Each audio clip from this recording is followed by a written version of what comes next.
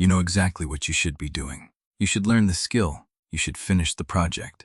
You should start the thing you have been telling people about for a year. You know this. You knew it yesterday. You will know it tomorrow. And you still do not do it. There's nothing wrong with you.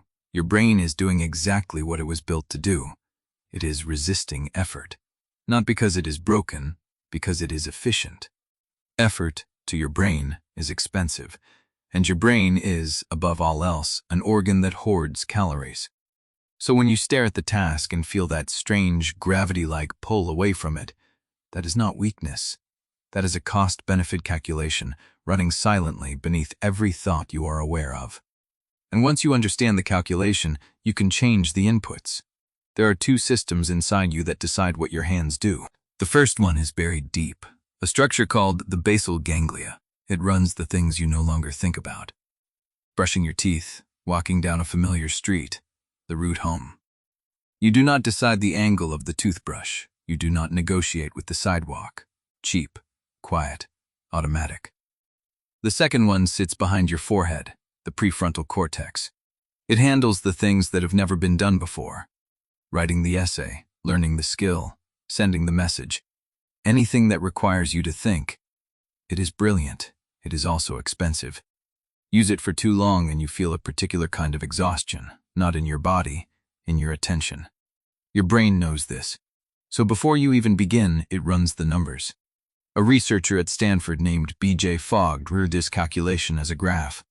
On one axis, how much effort the task requires. On the other axis, how much reward your brain expects, right now, immediately. And running diagonally between them, an invisible line, the action line. If the reward sits above the line, your brain says yes, and your body moves before you have decided to move it. If the effort sits above the line, your brain says no, and you feel that resistance, that fog, that sudden urgent desire to do anything else. This is why scrolling is effortless, almost zero cost, immediate, drip-fed reward. Every swipe lands above the line. And this is why reading the textbook feels like dragging a body up a hill. High effort, distant, abstract, theoretical reward, far below the line. You cannot change the textbook. You cannot make the reward arrive sooner, but you can change the effort. You can design the task so that your brain stops refusing it. There are three things you can design. The first is the size. Most people fail before they begin because the task they are imagining is too large to hold in one thought. Write the book, build the app, get in shape, learn the language. These are not tasks. These are mountains, presented as to-do items. Your brain does not refuse mountains because it is lazy. It refuses them because it cannot see the first step. So make the first step absurdly small. Not, write the chapter, open the document. Not, do the workout, put on the shoes. Not, learn to code, watch the first 5 minutes of the lesson. This sounds simplistic. It is not. Video game designers, who understand human motivation better than most psychologists, never put the final boss on level 1. They cut the impossible into 1,000 achievable pieces, and they let you feel each small victory before they show you the next. The psychologist Kelly McGonigal studied ultramarathon runners, people who run for hundreds of kilometers, through rain, through mountains, through the night. Every single one of them reaches a moment where they cannot continue. And every single one of them uses the same mental strategy to keep moving. They stop thinking about the finish line. They think only about the next step. They take that step. They feel the small, quiet click of having taken it. And then, only then, they think about one more. This is how a human being runs 300 kilometers. Not by being strong, by being small. The second thing you can design is how the task feels. Read these 2 sentences slowly. I have to write this essay. I choose to write this essay. Same task, same effort. 2 completely different bodies hearing them. When you tell yourself you have to do something, even if you are the one telling yourself, your brain registers it as an obligation. And your brain pushes back against obligations, automatically, the same way your hand recoils from a stove. Now flip it. I choose to write this essay. The resistance softens.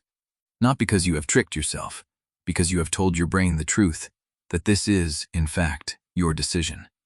Your brain does not actually resist hard work.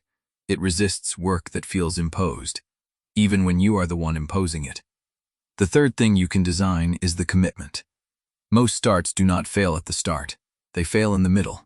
You begin the new habit. You feel excited for 4 days. You skip one session, then another. Then it joins the long, quiet pile of things you started and never finished. And that pile is not just a list, it is evidence. Evidence your brain uses to build a story about who you are. A person who does not follow through. The next hard task gets heavier because of that story. The neuroscientist Anne-Laure Leconte calls the solution a pact. A pact is not a goal. A goal is a destination, and most of us cannot see that far. A pact is a specific action for a specific duration that you commit to completing, regardless of whether it works. I choose to study coding for 30 minutes a day for 2 weeks. I choose to write for 15 minutes every morning for 10 days. I choose to go to the gym 3 times a week for 1 month. The duration is short on purpose, not a year, not forever, just long enough to mean something, short enough that finishing is possible. You are not trying to succeed, you are running a tiny experiment. And every time you finish one of these experiments, your brain quietly updates the story. The person who does not follow through becomes the person who does. Hard things do not become easy because you forced yourself through them. They become easy because you designed the conditions under which your brain would stop refusing. You have spent years trying to push past a wall that was never going to move. The wall is not your enemy. The wall is information. It is telling you, very precisely, where the effort is too high and the reward too far away. And once you can read it, you can build a door.